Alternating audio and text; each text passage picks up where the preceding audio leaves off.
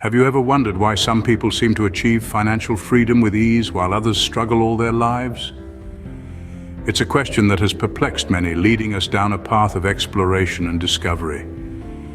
We live in a world where money rules, yet ironically, the education about money often gets a back seat in our traditional schooling system. Imagine if you were taught about finances, investments, and the concept of earning from a young age. Would you be in a different place today? Financial education, the understanding of how money works and the knowledge of how to make it work for you is crucial. It's not about how much money you make, but how much you keep and how hard it works for you. Today we dive deep into a book that promises to change your perspective towards money, the famous Rich Dad, Poor Dad, a book that forces us to question our preconceived notions about wealth and success. When it comes to financial literacy, Rich Dad, Poor Dad is a game changer. This groundbreaking book is the brainchild of Robert Kiyosaki, an entrepreneur who, through his life experiences, has gleaned invaluable insights into the world of finance. Born and raised in Hawaii, Kiyosaki's journey to financial enlightenment was shaped by two key figures in his life: his biological father, the Poor Dad, and his friend's father, the Rich Dad. Intriguingly, these two men had starkly contrasting perspectives on money. Kiyosaki's own father, a well-educated man who held a high-ranking government job, always struggled financially. On the other hand, his friend's father, with only an 8th grade education, became one of the wealthiest men in Hawaii. These contrasting viewpoints provided Kiyosaki with a unique lens through which to view money, wealth, and financial independence.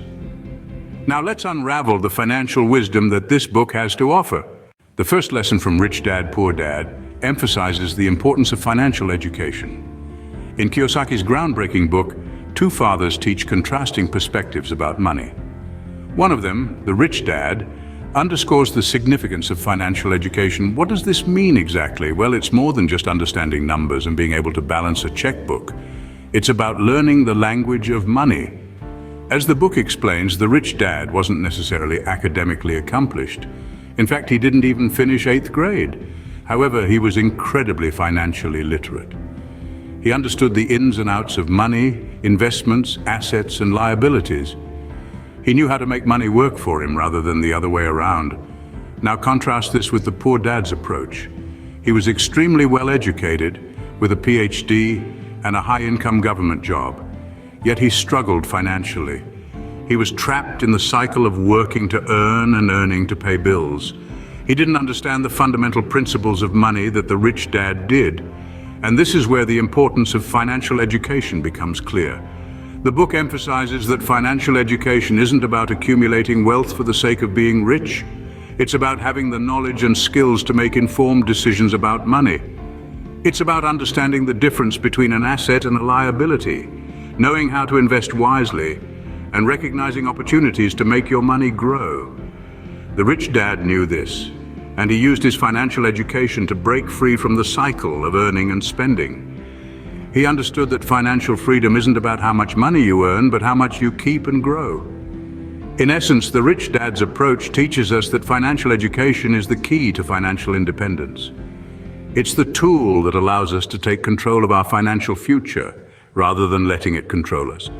Clearly, financial education plays a pivotal role in one's journey towards financial freedom. Scene script: understanding the difference between assets and liabilities is a key theme in Rich Dad, Poor Dad. Let's dive into the heart of the matter. In the book, Robert Kiyosaki defines an asset as something that puts money into your pocket, while a liability is something that takes money out. It's as simple as that. Yet, this simplicity can be surprisingly deceptive. Picture this: you've been eyeing that shiny new car in the showroom for weeks. You finally decide to buy it. A common misconception is that this car is an asset, but according to Kiyosaki, it's a liability. Why? Because every month it's taking money out of your pocket for gas, insurance, maintenance, and loan payments. On the other hand, if you buy an investment property that generates rental income, that's an asset. Each month it's putting money into your pocket. And that, my friends, is the crux of the matter. Now let's look at the tale of two dads. The Poor Dad, despite earning a decent income, was always in debt.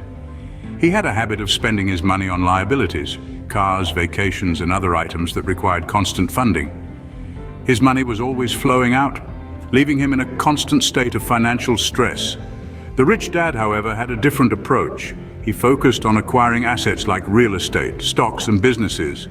These assets generated income that he used to buy luxuries. His money was working for him even while he slept, and therein lies the secret.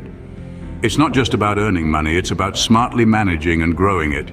It's about understanding the difference between assets and liabilities and making money work for you, not the other way around. Remember, the rich invest in assets, the poor in liabilities, and the middle class, they buy liabilities they think are assets. So whether you're a high-flying executive, a small business owner, or a student just starting out, it's crucial to understand this concept. So it's not just about how much money you make, but how you manage it. Rich Dad, Poor Dad strongly advocates for the power of investing. Now let's untangle this term. Investing is not about stashing your hard-earned money under the mattress or letting it sit idle in a bank. It is about making your money work for you rather than you working for money. It's about planting seeds today that will grow into a mighty tree tomorrow. It's about setting the stage now for a performance that runs on its own, even when you're not there. It's about creating passive income streams, ones that flow into your bank account while you're sipping tea, reading a book, or even while you're asleep. This concept is the cornerstone of Rich Dad, Poor Dad. The book encourages us to see money not as an end, but as a means to an end. It's a tool that, when wielded wisely, can generate more tools. It's a servant that, when treated well, can bring in more servants. But investing isn't a magic wand that instantly transforms your financial life. It requires patience, knowledge, and discipline. It's like a game of chess, where each move must be calculated, each risk must be assessed, and each opportunity must be seized. The book reminds us that the world of investing isn't reserved for the Wall Street elites.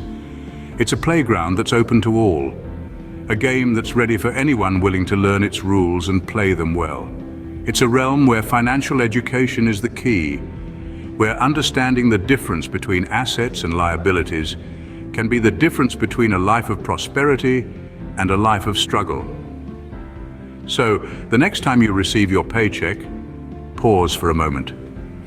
Think of it not just as a reward for your time and effort, but also as a potential seed, one that can be planted in the fertile soil of investing to grow into a tree of financial freedom.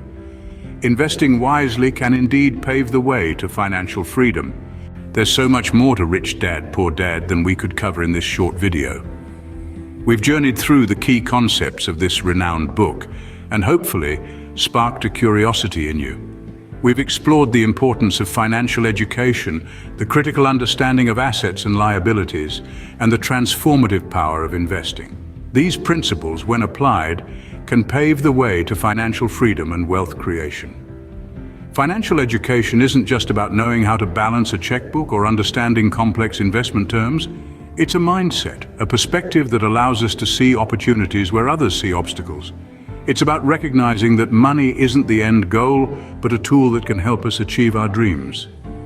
Assets and liabilities, two concepts that seem straightforward, but their true understanding can be the difference between a life of financial struggle and one of abundance.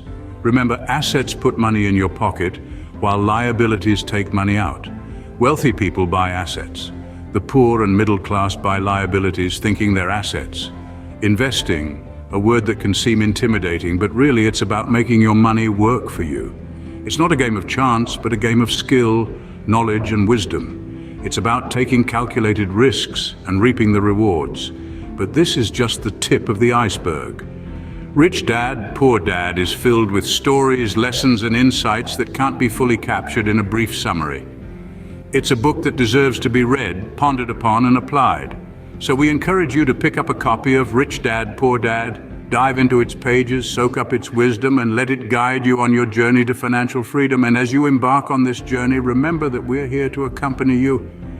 We'll be summarizing more insightful books about the secrets of money and success. Remember, the journey to financial freedom begins with financial education. Stay tuned for more book summaries, and don't forget to subscribe to our channel for your weekly dose of financial wisdom.